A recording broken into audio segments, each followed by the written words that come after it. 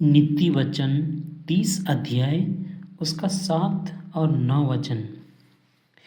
मैंने तुझसे 2 वर मांगे हैं, इसीलिए मेरे मरने से पहले उन्हें मुझे देने से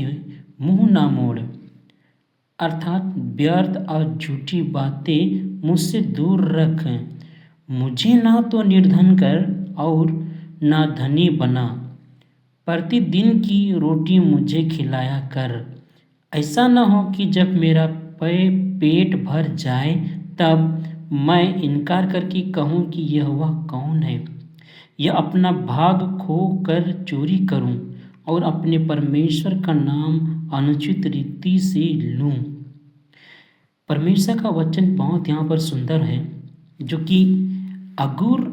का वचन है, जो अगुर परमेश्वर से इस बात के लिए एक निवेदन 2 वरदान मांगता है, यानी कि 2 वरदान मांगा है। अगुर कहता है कि मैंने तुझसे 2 वर मांगे हैं, इसलिए मेरे मरने से पहले उन्हें मुझे देने से मुंह ना मोड़। अर्थात व्यर्थ और झूठी बातें मुझसे दूर रख। मुझे ना तो निर्धन कर और ना धनी बना। प्रतिदिन की रोटी मुझे खिलाया कर। ऐसा ना हो कि जब मेरा पेट भर जाए तब मैं इनकार करके कहूँ कि यहोवा कौन है, या अपना भाग खोकर चोरी करूँ और अपने परमेश्वर का नाम अनुचित रीति से लूँ। तो मेरे प्रियो, ये अगुर बहुत ही अच्छा परमेश्वर से वरदान मांगता है, वार मांगता है, क्योंकि अगुर को पता है कि धन सब प्रकार पापों का जड़ है। क्योंकि धन ऐसा है जो सचमुच में इंसान को उसकी बुद्धि हो या उसकी समझ उनको नाश कर देती है। आँख देखते हुए भी इंसान देखता नहीं है, क्योंकि धन आँखों को अंधा कर देता है और बहिरा कर देता है। इंसान आज बहुत से विश्वासी भाई बहन हैं और बहुत से परमेश्वर का दास और सेवक लोग हैं, जो कि पूरी दुनिया में कहा जाए तो परमेश्वर की बहुत लोग यीशु मसीह के नाम पर विश्वास करते हैं, लेकिन बहुत लोग आज भी धन में और धन की लोभ के कारण बहुत लोग आज पाप कर रहे हैं। क्योंकि अगर हम लोग अगर वचनों को देखते हैं, जैसे कि इसी ही नीति वचन उसके यहाँ पर अगर हम लोग देखेंगे, जैसे कि नीति वचन 27 अध्याय उसकी 4 वचन लिखे हैं। धनी होने के लिए परिश्रम ना करना, अपनी समझ का भरोसा छोड़ना। क्या तू अपनी दृष्टि पर उस वस्तु पर लगाएगा जो है ही नहीं? वह उक्का पक्षी के समान पंख लगा कर निस्संदेह आकाश की ओर उड़ जाता है। सचमुच मेरे प्रियो,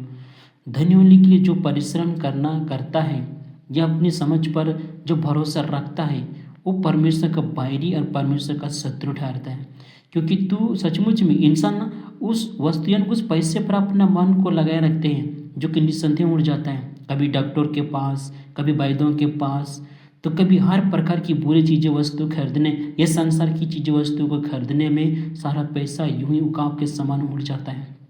जो धन से प्यार और प्रेम रखते हैं, धन को बटोरते हैं, ये धन की इकट्ठा करते हैं, परंतु परमेश्वर के भय पर नहीं चलते और परमेश्वर के भय पर चलना छोड़कर लोग धन के ही पीछे भागते हैं। उन लोगों का धन बसा नहीं करता है, परंतु काफ के समान उसका सारा दौलत एकदम उड़ जाता है निस्संदेह। और जितना भी परिश्रम किया रहता है ना, उस सब का सब व्यर्थ हो जाता है। लेकिन आज बहुत सारे विश्वासी भाई बहन हैं, जो कि परमेश्वर के वचन के अनुसार चलने की जगह में धन और परमेश्वर की धन और एकदम परमेश्वर से ही प्रार्थना करते हैं कि मुझे धन दे, मुझे कामयाबी दे, मेरे कारोबार में सफलता दे, मुझे आशीष दे। इन सब बातों में मन लगाकर वो लोग विनती प्रार्थना करते हैं, लेकिन अपने आत्मा की बढ़ोतरी के लिए या परमेश्वर के राज्य के लिए कोई प्रार्थना नहीं करता कि प्रभु मुझे मैं आपके स्वराज्य में चलना चाहता हूँ, आपके राज्य में प्रवेश करना चाहता हूँ, मुझे हर प्रकार की पाप और बुरे दुष्टताओं से बचा। ऐसा कोई नहीं बोलता है मेरे प्रियो। इसलिए सचमुच में आज ही बहुत सारे ऐसे विश्वासी भाई बहन हैं, जो कि इस धन के लोभ में आकर बहुत लोग बहुत पीछे हो चुके हैं। मेरे प्रियो, अब हम लोग देखेंगे जैसे कि पहला तीमुथियुस, हम लोग वचन को देखेंगे। हाँ, इधर पहला तीमुथियुस उसकी 6 अध्याय उसके 3 वचन से अगर हम लोग पढ़ेंगे तो यहाँ पर पौलुस बहुत ही अच्छी रीति से लिखा है और कहता है, यदि कोई और ही प्रकार का उपदेश देता है और खरी बातों को अर्थात हमारे प्रभु यीशु मसीह की बातों को और उस उपदेश की को नहीं मानता जो भक्ति के अनुसार हैं,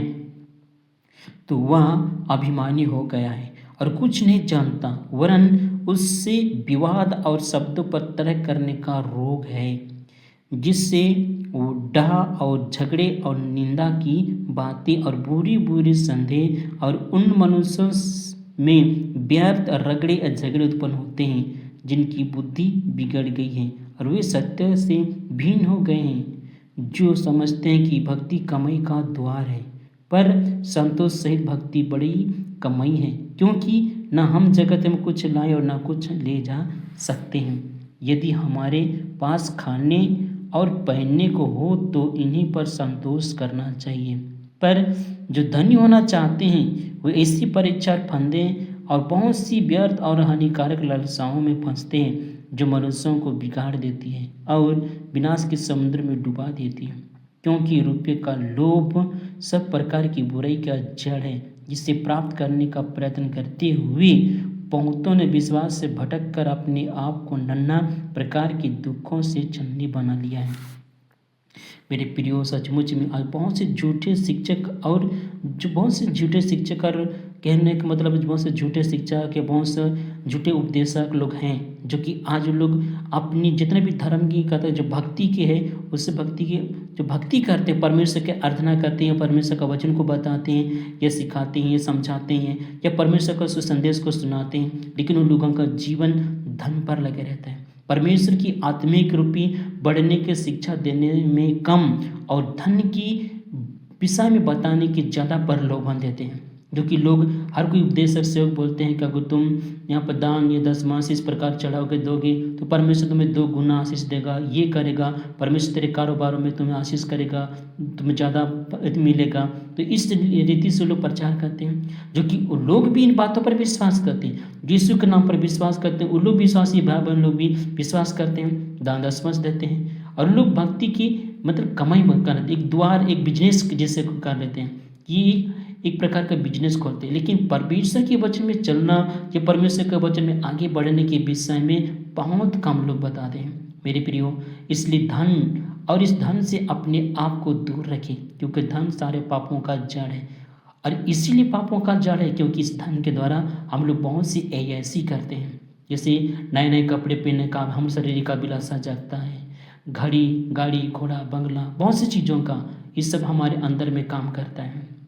और इन सब की इच्छाओं को पूरा करने के लिए हम लोग कड़ी मेहनत करते हैं और रुपये को बटोरने और पाने के लिए हम लोग झूठी गवाही, निंदा, शिकायत, अभिमान भी करते हैं और जो बहुत सी मतलब धोखाधड़ी भी करते हैं, छल करते हैं, कपट करते हैं, ओजन में तौल में डंडी मार करते हैं, काटे भटकारा, हमारा भटकारा सही नहीं रहता है। बहुत सी चीज़ पैसे कमाने के लिए हम लोग बहुत से पाप करते हैं, झूठ बोलते हैं, झूठी गवाही देते हैं और हर प्रकार की बुराई और हर प्रकार की पाप करते हैं। मेरे प्रियो, इसलिए धन सब प्रकार का पापों का जड़ है। इसलिए मेरे प्रियो, मैं चाहता हूँ कि प्रभु यीशु मसीह की वचनों की इच्छा का अनुसार चले, ना कि जगत और संसार की इच्छा का अनुसार, क्योंकि सचमुच में कितने लोग इस धन को पाने की निमित्त के लिए पाने के लिए बहुत लोग हानि में पड़ गए। जैसे यहाँ पर पढ़ता था 9 वचन सगुर हम लोग पढ़ते तो कहता, पर जो धनी होना चाहते हो इसी परिचर फंदे और बहुत सी व्यर्थ और हानिकारक लालसाओं में फंसते हैं, जो मनुष्यों को बिगाड़ देती है, सचमुच में बिगाड़ देती है और विनाश के समुद्र में डुबा देती है। और विनाश का समुद्र मतलब संसार की मोह माया में, संसार की अभिलाषा में डुबा देती है, क्योंकि रुपये का लोभ सब प्रकार की बुराई की जड़ है, जिसे प्राप्त करने का प्रयत्न करते हुए बहुतों ने विश्वास से भटक कर अपने आप को नाना प्रकार के दुखों से छलनी बना लिया है। इस दौलत को पाने के लिए ना जाने इंसान कितना झूठी गवाही और कितना निंदा अपमान हर प्रकार की बुराई करते हैं। इसलिए प्रियो, मैं चाहता हूँ कि आप इन सारे धन की लोभ से बचें और परमेश्वर की इच्छा के अनुसार चलने के लिए प्रयास करें, क्योंकि प्रभु वचन में और भी कहा है कि तुम धन और परमेश्वर दोनों की सेवा नहीं कर सकते हो। और ये अगले वचन को बताने के लिए मैं चाहूँगा कि और अगले एक और भी पढ़ूँगा और वचनों को मैं बताने और समझाऊँगा। तो मैं चाहता हूँ कि इस वचन के द्वारा यहाँ पर अंत करता हूँ, और आप लोगों को मैं चाहता हूँ, सूचित करता हूँ कि इस समय इस घड़ी एक छोटी सी प्रार्थना कर देता हूँ, क्योंकि मैं चाहता हूँ कि जितने भी इस वचन को सुनते हैं, कि प्रभु की इस वचन को सुनते हैं, और जितने भी उन लोग सुनते हैं समझते हैं, उन सब पर प्रभु यीशु मसीह का अनुग्रह हो, और सुनने समझने वालों पर प्रभु बुद्धि ज्ञान और समझ दे, और हर प्रकार के धन का लोभ और इस बुरे पापों से आप लोगों को बचाएं और मुझे भी बचाएं। मैं चाहता हूं कि इस धन की लोभ, ये पापों का जो जड़ है, इसे परमेश्वर आप लोगों को भी बचाएं और मुझको भी बचाएं। इसलिए मैं चाहता हूं कि आप लोग भी प्रार्थना करें और धन के मोह से अपने आप को बचाएं। जितना आपका आवश्यकता है, जितना आपको ज़रूरत है, उतना ही आप लोगों अपने पास रखें।